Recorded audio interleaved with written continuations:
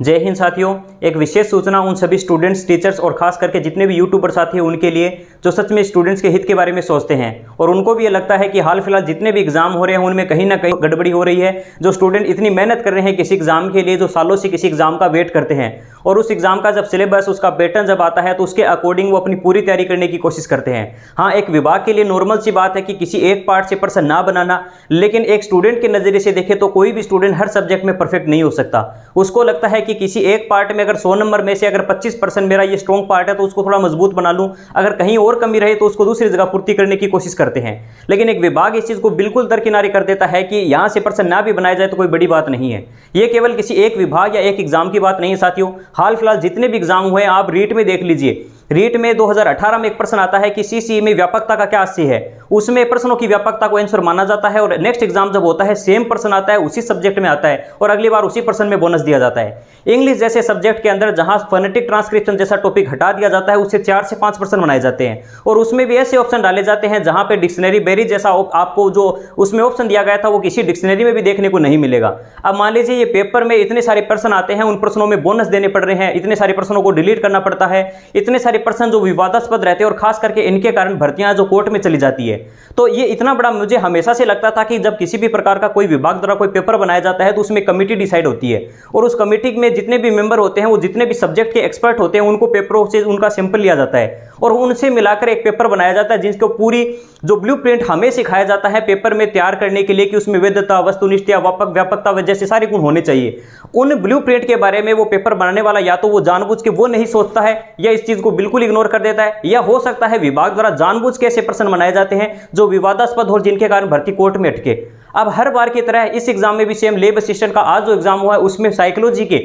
जहां 100 में से कम 20 से 25% आने चाहिए थे, एक भी प्रश्न नहीं दिया गया। बहुत बड़ी बात है,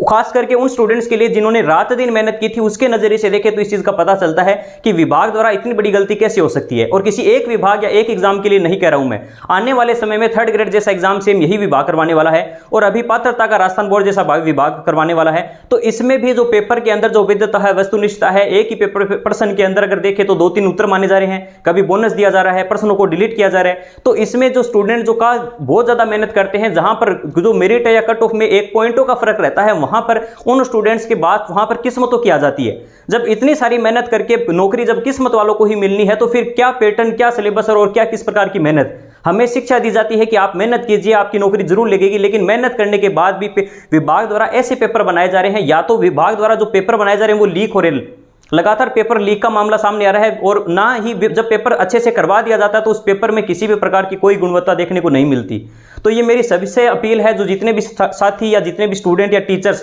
खास करके ऐसे बहुत ही कम टीचर है जो इस चीज़ों पर बोलते हैं, स्टूडेंट्स के हित में बोलते हैं। धीर सिंह दबाई जैसे सर हैं, उनका धन्यवाद करना चाहता हूं जिसने इस मामले में अपनी बात रखी कि इतनी बड़ी गड़बड़ी कैसे हो सकती है किसी विभाग द्वारा। तो मैं सभी से अपील करना चाहता हूं, जितने भी यूट्यूबर साथी है या जितने भी शिक्षक हैं जो सच में स्टूडेंट के हित के बारे में सोचते हैं, वो हमारा साथ दीजिए इस चीज़ के अंदर कि जितने भी विभाग है जो पेपर डिसाइड करते हैं, बनाते हैं, उसमें इस प्रकार की कमी आगे को देखने ना मिले हमें। क्योंकि आने वाले समय में जो 3rd ग्रेड एग्जाम आ रहा है उसमें भी अगर इसी प्रकार की कमी देखने को मिलती है तो हो सकता है स्टूडेंट हर बार इस चीज़ को ना झेल पाए। अभी इतना बड़ा एग्जाम हुआ है उसको रद्द कर दिया गया, बहुत सारा मुश्किल से इस चीज़ को फिर से अपने मन को जुटाकर हम तैयारी करने के लिए वापस तैयार हुए हैं और अब फिर से इसी चीज़ की न्यूज़ आती है तो एक स्टूडेंट को बहुत हताशा होती है। वो फिर से इतनी मेहनत, इतने लगन और इतना क्रेज नहीं जुटा पाता फिर से उसी पेपर की तैयारी करने के लिए। लगातार मैं खुद 2015 से 18 से 21 3 एग्जाम दे चुका हूं। अपने आप को बार बार साबित करने की मुझे भी जरूरत पड़ रही, लेकिन फिर से मैंने सोचा कि कोई बात नहीं, पेपर रद्द हो गया, बहुत से फर्जी लोग लग जाते तो मैं फिर से तैयारी कर लेता हूं। लेकिन आज मेरे मन में भी कहीं ना कहीं इस चीज़ का डर है कि अगर इतनी तैयारी करने के बाद भी विभाग द्वारा ऐसी गड़बड़ियां देखने को मिलती है